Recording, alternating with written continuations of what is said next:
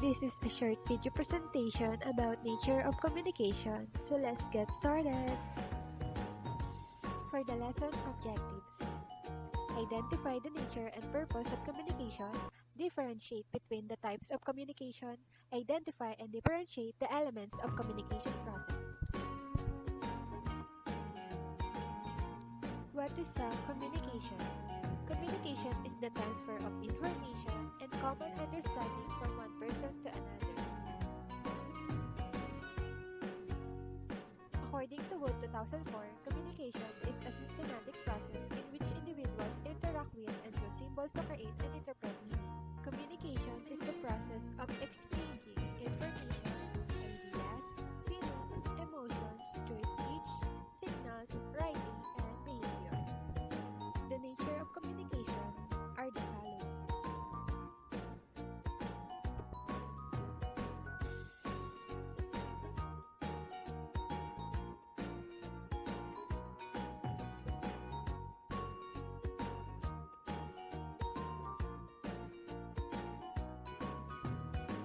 Types of a communication. Interpersonal communication can be defined as communication with oneself, includes self-talk, acts of imagination, visualization, and even recall and memory.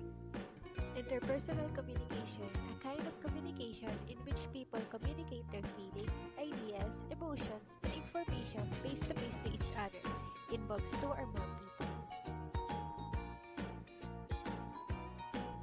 Public communication happens when individuals and groups engage in dialogue in the public sphere in order to deliver a message to a specific audience. Mass communication, highly structured messages unable to reach a large number of audiences at the same time through the use of electronic devices or print media like newspapers and magazines. Let's talk about the differences between verbal communication and non-verbal communication.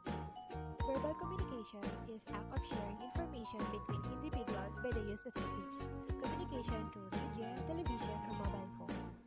Non-verbal communication, also called manual language, use of body language including eye contact, facial expressions, gestures, and more.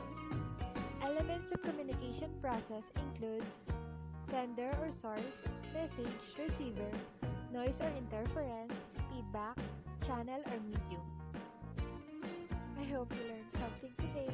Thank you for watching. Created using Powtoon.